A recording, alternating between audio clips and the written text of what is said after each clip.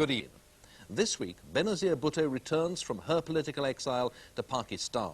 The Deputy Ambassador says she'll be free to campaign and criticise so long as she stays within the law. I'll be asking her if she's confident about the assurances given by the Pakistani government.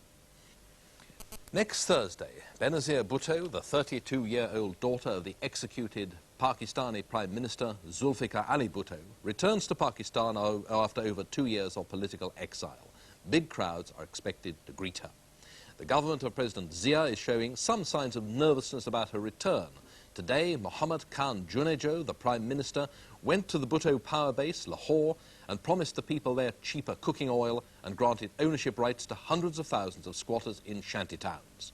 So the stage is set for the sharpest confrontation yet in Pakistan's civilian rule, overshadowed as it still is by the army. Pakistan's latest period of military rule began in July 1977, when the then Army Chief of Staff, General Zia-ul-Haq, took over power from the civilian government of Mr. Zulfikar Bhutto after a long period of civil unrest. Bhutto's supporters in the PPP, the Pakistan People's Party, made their protests at their leader's detention, despite General Zia's assurances that free elections would be called. Mr. Bhutto refused to reach a compromise with Zia and was subsequently tried and hanged for the alleged murder of a political opponent. Under Zia, opposition has been neutralized despite occasional outbursts of protest, and strict Islamic laws have been introduced, including ritual punishments like public hangings and floggings. Zia's international standing dropped as elections were repeatedly postponed. But later, with the Soviet invasion of Afghanistan, doubting Western allies turned a blind eye to Pakistan's democratic shortcomings. But Zia did finally move to a kind of civilian relaxation. In February 1985, carefully controlled but apparently fair elections led to the return of a civilian parliament. Zia claimed it was a significant step back to orderly democracy.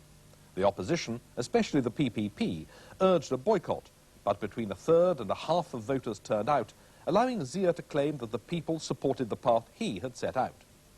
Benazir Bhutto called it a sham, and when she returned to Pakistan last June to bury her brother, who died in mysterious circumstances in the south of France, she began the task of remobilizing the political opposition.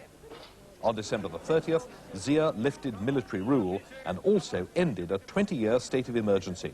But he still keeps a very tight control over events.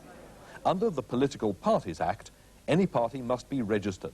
It must not be externally financed. It must accept national ideology, and it must not defame the armed forces. But Zia has retained sweeping powers as president under his constitution. He can dissolve parliament whenever he wants. He chooses the prime minister, the armed forces leaders and state governors. He can determine his own powers under the constitution, and the constitution itself is beyond legal challenge. For Benazir Bhutto, the political heir of her executed father, the choices are tricky. All the hopes of frustrated PPP supporters, whether here in Bradford or at home in Lahore, turn on her. Can she mobilize mass opposition to the Zia regime without herself ending in jail?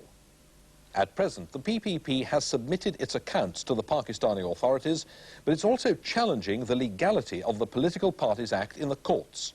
But should Benazir work within the constraints of Zia's constitution, however distasteful that might be in the medium run? But General Zia himself also has some awkward decisions to make. Officially, the government has said that Benazir Bhutto is free to come home. She can hold political rallies so long as they stay within the law. But at what stage does Zia judge that her very popularity threatens the slow road to democracy that he has chosen? And can a soldier politician ever change his spots?